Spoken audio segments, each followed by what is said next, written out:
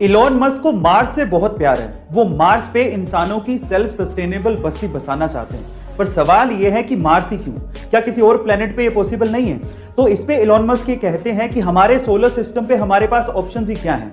Mercury सन के बहुत पास है, जिसपे बहुत ज्यादा गर्मी पड़ती है जो हम सहन नहीं कर सकते। वीनस जिसपे एसिड की बारिश होती है। जुपिटर एंड सैटर्न जो कि गैसेस प्लेनेट है, अगर खड़े होंगे तो जमीन ही धस जाएगी। हाँ, सैटर्न के मून टाइटन पे पॉसिबिलिटी है, लेकिन वो हमसे बहुत दूर है। अर्थ का मून, इस पे वायुमंडल ही नहीं है। तो ले दे के हमारे पास सबसे अच्छा ऑप्शन मार्स ही है गाइस। इसीलिए एलॉन मस्क मार्स पे इंसानों की बस्ती बसाना चाहते हैं। आपको ये फैक्ट जान के कैसा लगा चैट सेक्शन में जरूर लिखिएगा, और ऐसे अमेजिंग वीडियोस के लिए शेयर, सब्सक्राइब एंड लाइक। मिलता है एरिया 51।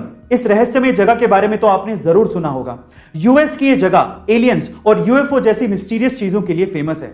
लेकिन क्या आपको पता है कि एरिया 51 जैसी जगह इंडिया में भी है? जी हाँ गाइस, आप ठीक सुन रहे हैं। इंडिया चाइना बॉर्डर पे एक डिस्प्यूटेड एरिया है जहां पर किसी भी आम आदमी को जाने की इजाजत नहीं है।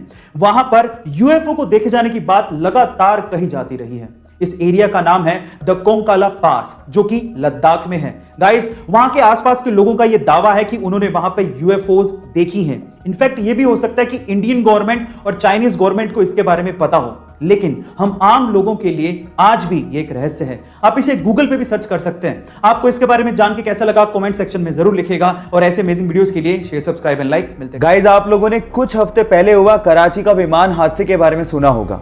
उस विमान हादसे से ठीक पहले पायलट ने एक ऑडियो मैसेज दिया था कंट्रोल रूम में, और वो ऑडियो मैसेज वायरल हो गया था।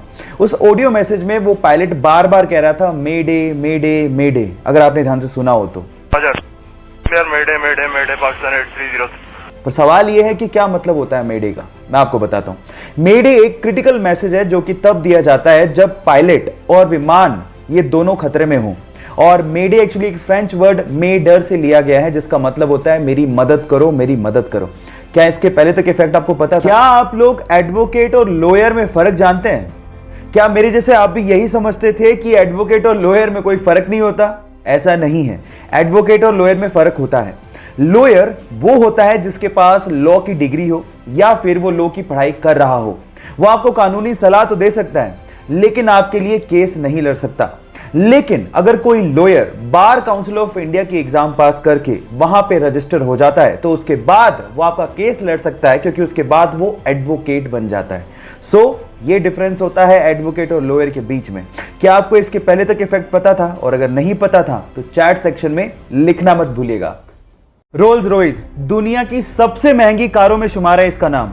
लेकिन क्या आपको पता है कि रोल्स रॉयस की कारों के पहियों में लगा हुआ आरआर का लोगो पहिया घूमने के साथ कभी भी उल्टा नहीं होता, वो हमेशा सीधा ही रहता है। अगर आपने कभी गौर किया हो तो जितनी भी कार कंपनीज हैं वो अपने कार के पहियों के बीचों बीच कार का लोगो लगाती हैं, लेकिन जैसे ही पहिया घूमता है लोगो भी उल्टा हो जाता है।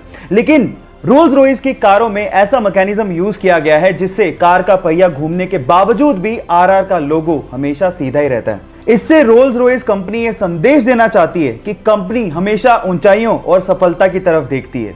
क्या ये फैक्ट आपको इसके पहले तक पता था? और नहीं पता था तो चैट सेक्शन में लिखना मत भूलिएगा।